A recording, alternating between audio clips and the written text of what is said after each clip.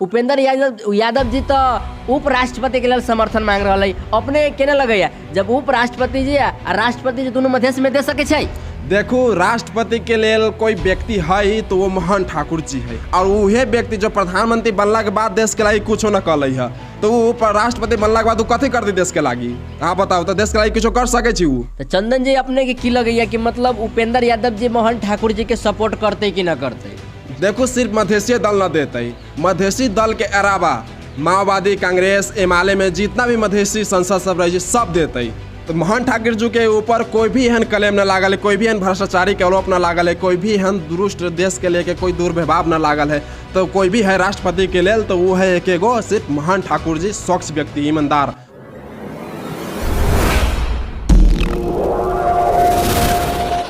नमस्कार, अब यहाँ सब देख रहा छी मधेश एक्सपोज, हम सुनील कुमार। अही फागुन 25 गते के नेपाल में राष्ट्रपति के चुनाव होए वाला है, लेकिन इससे पहले डॉक्टर रामनारायण यादव कांग्रेस पार्टी से मधेशवादी नेता होकर राष्ट्रपति बनलक। दूसरा कार्यकाल में विद्या देवी भंडारी एमएलए पार्टी से सरकार में अलग राष्ट्रपति के रूप में। लेकिन अभी की स्थिति में नेपाल के कैबिनेट में एको गो मधेसी दल के नेता न है, लेकिन हर मधेसी के सोच है, हर मधेसी जितना भी पब्लिक है, चाहे थारू समुदाय के लोग हैं, सबके सोच है कम से कम राष्ट्रपति नेपाल में मधेसी से होए के चाहिए।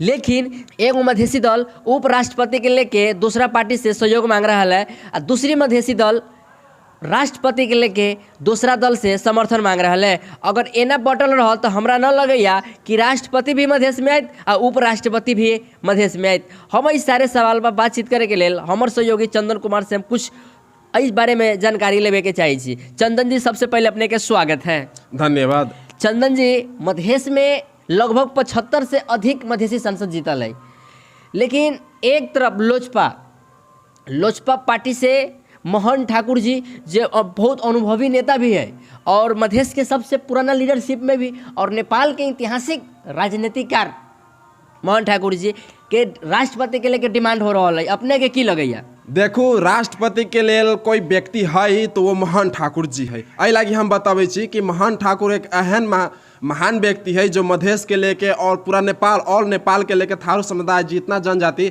सबके एक के लेके चले वाला है, और ओकर जो विजन है वो एकदम देश प्रति निर्भर है।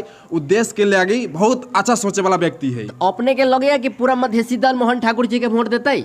देखो, सिर्फ मधेसी दल न देते, मधेसी दल के अलावा माओवादी, कांग्रेस, एमएलए में जितना भी मधेसी संसद सब रही सब देते, और जितना भी तराई क्षेत्र से जीते गए संसद सब, विधायक सब, उस सारे के देवे के पड़ते, न तो अगला इलेक्शन में काफी ज्यादा। चंदन जी, एगो बात बताओ, अब मधेसिया क्षेत्र से तो उपेंद्र यादव जी है जी, एना तो ना हो सके छै। वो एगो उपेंद्र यादव जी खुद अपन स्वार्थ के लेके चले छै।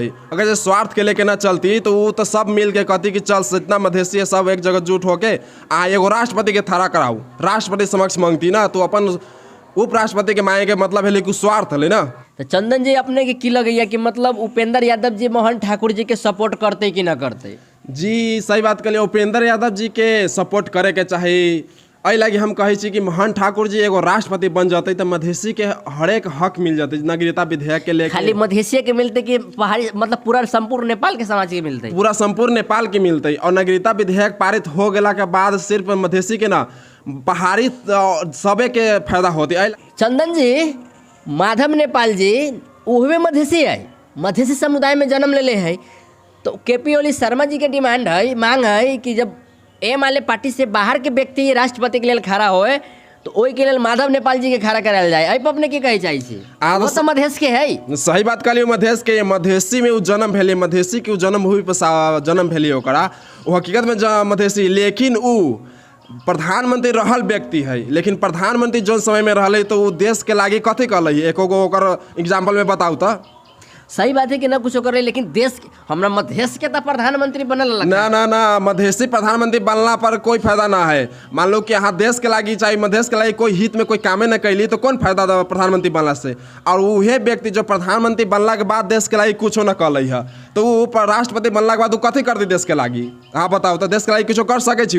केना उम्मीद रखते हो ओकरा पर? कांग्रेस पार्टी से भी नाम तीन सामने आ रहा है। एक तरफ शेर बहादुर देउवा जी जो 5 बारी 6 बारी प्रधानमंत्री भी रह चुकल है, आ दूसरी तरफ वही पार्टी के रामचंद्र पौडेल जी के नाम सामने आ रहा है। वही पार्टी यानी कांग्रेस पार्टी से दू व्यक्ति के नाम अबै छै, अपने के की लगैया कि भारी कौन पड़ रहल है? देखू हकीकत में तो जो राष्ट्रपति प्रधानमंत्री जो बन चुकल है, 5-6 बेरी राष्ट्रपति प्रधानमंत्री बन चुकल है शेर बहादुर देवा जी, लेकिन देश के समक्ष में कुछ न काम कर है। ओकर राष्ट्रपति हमारा विचार से न बनावे के चाही। एहि लगी हम बताबै छी कि जो रामचंद्र पौडेल जी वो नया नेतृत्व चेहरा है। अपने के की लगैया कि नेपाल में राष्ट्रपति के लिए सबसे मजबूत व्यक्ति देखे में तीनों में कांग्रेस पार्टी से रामचंद्र पौडेल जी है और शेर बहादुर देवा जी है। एमाले गठबंधन से गठबंधन न है लेकिन फिर भी गठबंधन कहे के पड़े कि एमाले के नेतृत्व में माधव कुमार नेपाल जी के कह रहा कि राष्ट्रपति के लिए खड़ा करे के लिए तो एगो माधव कुमार नेपाल जी भेलै आ मधेसी पार्टी से मोहन ठाकुर जी भेलै। एहि तीनों के एंगल मिलाऊ, अपने के कौन लगे कि सबसे मजबूत राष्ट्रपति के लिए है?